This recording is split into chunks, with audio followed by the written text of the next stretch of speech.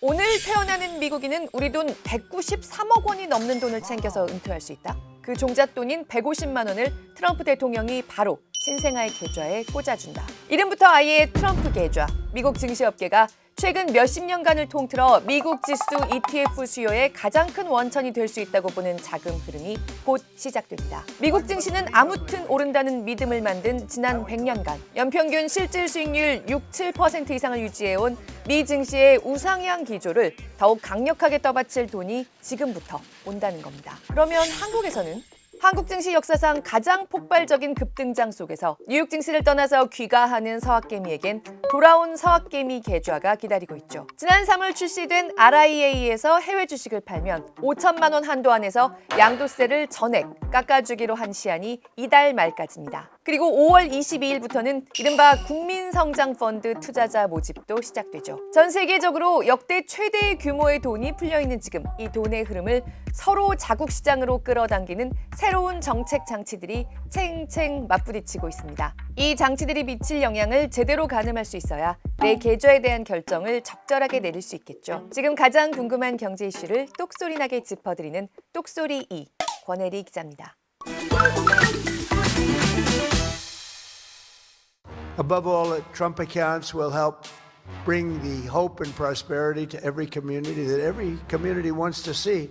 And it'll bring back the American dream. 미국 현대사에서 증권시장에 가장 큰 영향을 미칠 금융상품 중에 하나다. ETF.com이 이렇게 표현한 트럼프 계좌는 한마디로 지금 태어나고 있는 미국인들이라면 엄마 뱃속을 빠져나오자마자 뉴욕 증시 장기 투자자가 되도록 설계한 상품입니다. 트럼프의 이번 임기 4년 동안 태어나는 모든 미국 아기들은 탄생과 함께 $1,000, 우리 돈 150만 원 상당의 돈을 미국 정부가 트럼프 계좌에 첫 종잣돈으로 넣어줍니다. 4년간 못해도 1,500만 명가량의 아이들이 부모가 신청만 빼먹지 않고 한다면 150만 원씩 받게 될 거란 추산이 나오는데요. 이 돈이 뉴욕 증시의 우상향, 특히 S&P 500의 우상향을 강력하게 떠받칠 거라고 보는 핵심 이유가 있습니다. 첫 번째, 아이들이 이 돈을 적어도 18살이 될 때까지는 꺼내 쓸 수가 없고요. 무엇보다 현금 상태로 장기간 계좌에 내버려두지 못하게 했습니다. 무조건 뉴욕 증시를 최소한 18년 동안은 떠날 수 없는 돈이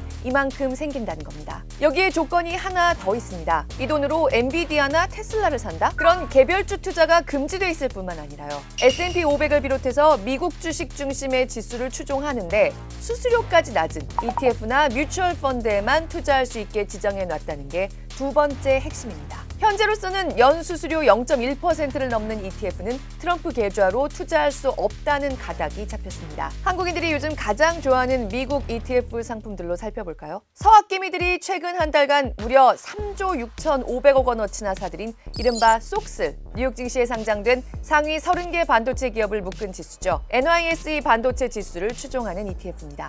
미국 주식 위주여야 한다는 조건은 충족하는데요. 특정 섹터에 집중된 ETF라서 뉴욕 증시 전반적으로 투자해야 한다는 트럼프 계좌의 조건에 벌써 안 맞고요. 또 반도체 지수가 오르면 그 상승률의 3배를 벌고 하락하면 3배로 잃는 고위험 고수익 레버리지 상품이어서도 탈락. 또 연간 수수료가 0.9%를 넘는 것도 트럼프 계좌에선 당연히 탈락 조건입니다. 그렇다면 성장 기술주들이 모여있는 나스닥 지수를 그냥 1대1로 추종하는 ETF, 그중에서도 수수료가 낮다고 해서 한국인들에게도 인기가 많은 편인 QQQM은 어떨까요? 이것도 지금까지 발표된 기준으로는 탈락입니다. 연간 수수료가 속슬보다 크게 낮지만 0.15%.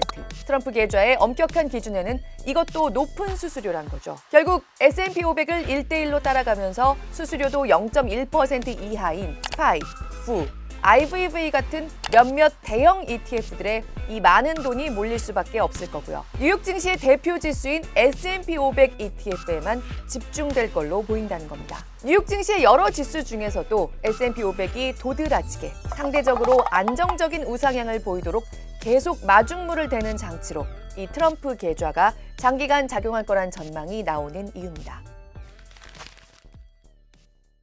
정부가 세금으로 넣어주는 돈이 전부가 아닙니다. 미국의 기업들도 정권 돌아가는 분위기를 보죠. 트럼프 정부가 150만 원씩 넣어주는 건 2025년생부터 28년생까지 4년간 태어나는 미국인 뿐이지만요. 트럼프 계좌 자체는 외국인이어도 일정 신분까지는 나온 미성년자라고 하면 다 폭넓게 만들 수가 있습니다. 그리고 여러 억만장자들과 기업들이 계좌가 생겨도 정부의 150만 원은 못 받는 아이들에겐 우리가 돈을 주겠다고 나서고 있습니다. 지난 5월 8일 델 컴퓨터로 유명한 델 테크놀로지스의 주가가 장중한 때 14% 넘게 폭등하면서 이 회사 역사상 최고가를 찍습니다. So go out and buy a Dell. They're great. 트럼프 대통령이 어머니날 행사에 마이클 델 회장을 초청해서 이런 멘트를 날려준 직후입니다. 최근에 델 주가가 좋은 건요. 물론 기업 실적이 좋은 게 첫 번째 이유지만 지난 주말의 폭등세엔 트럼프 후광 효과가 분명히 있었단 얘기입니다. 그럼 트럼프는 왜 델 테크놀로지스에 이런 스포트라이트를 비춰줬을까? 델 부부가 우리 돈으로 무려 9조 3천억 원 상당을 트럼프 계좌에 기부하겠다고 약속했거든요. 정부가 2025년생부터만 투자금 종잣돈을 준다면 우리가 그 전에 태어난 미성년자들 2,500만 명 계좌에 $250씩 37만 원씩 넣어줄게요. 부자 동네 아이들은 말고 그 동네에서 중간 정도 산다 하는 가족의 소득이 2억 2천만 원을 안 넘는 동네 아이들한테만요. 이렇게 트럼프 계좌에 그야말로 화끈하게 부응하겠다고 나선 거죠. 헤지펀드 거물인 레이 달리오도 우리 돈 1,100억 원 규모를, 블랙록이나 비자, JP모건 같은 금융사들도 자기네 직원 아이들 트럼프 계좌에 돈을 넣겠다고 약속했습니다. 스콧 베센트 재무장관은 대놓고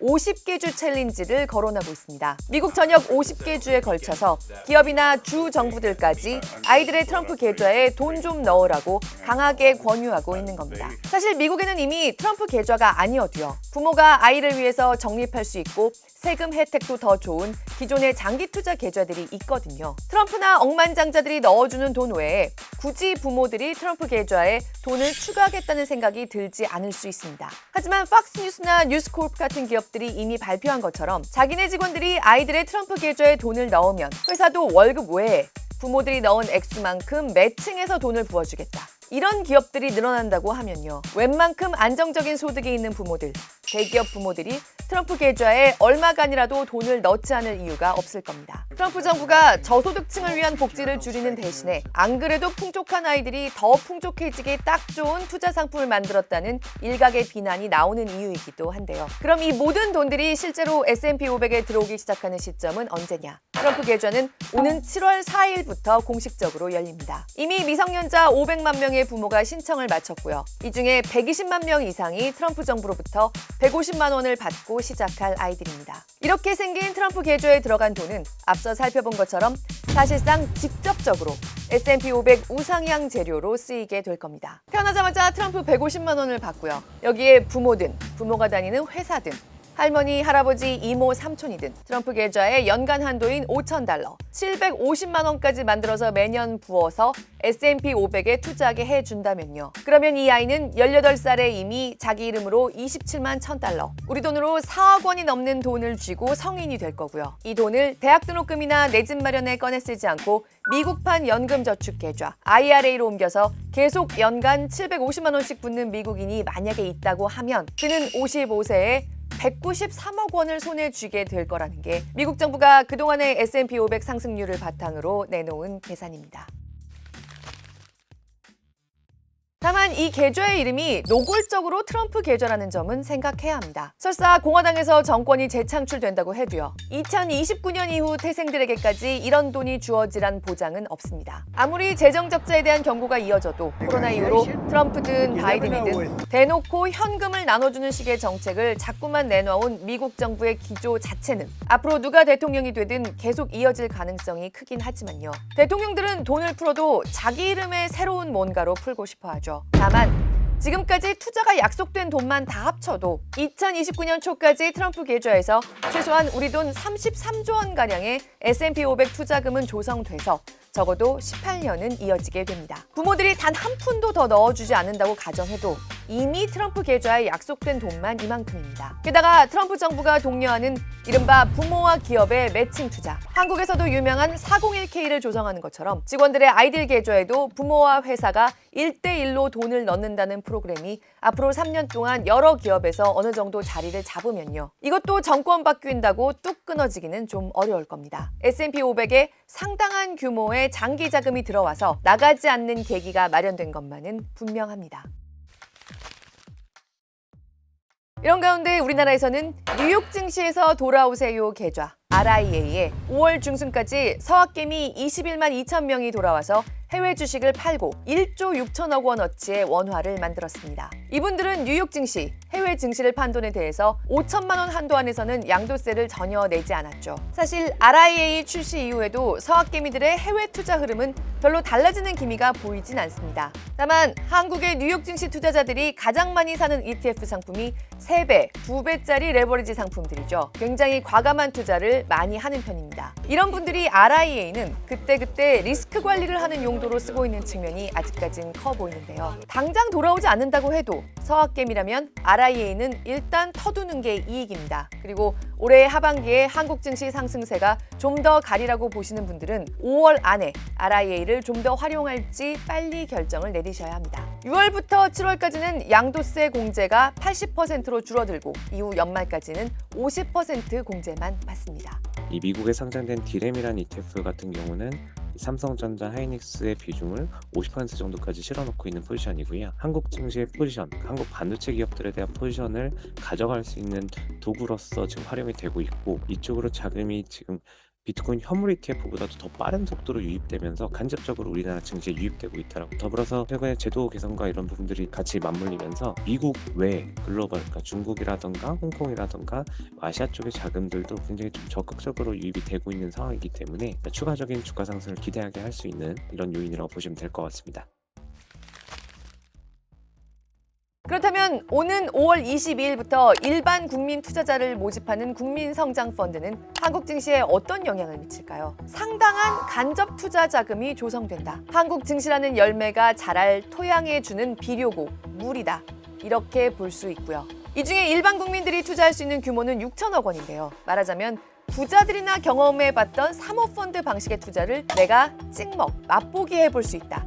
이렇게 생각하시면 편합니다. 내 돈을 이 펀드에 맡깁니다. 그리고 5년 동안은 그 돈을 돌려달라고 하지 않고 펀드가 어떻게 요리해서 고수익으로 돌려줄지 기다리는 겁니다. 그래서 저비용 지수 투자 상품에만 묶어둔 트럼프 계좌와 달리 펀드 운용 보수도 큽니다. 연간 1.2% 수준이고요. 국민성장펀드의 전체 조성 자금은 앞으로 5년에 걸쳐서 정부가 보증하는 채권 75조 원, 민간 자금 75조 원, 모두 150조 원 규모가 될 거란 계획인데요. 이 중에서 요즘 엄청난 관심이 쏠려 있는 코스피 대형주에 하는 주식 투자는 5년에 걸쳐서 15조 원 안에서만 하게 돼 있습니다.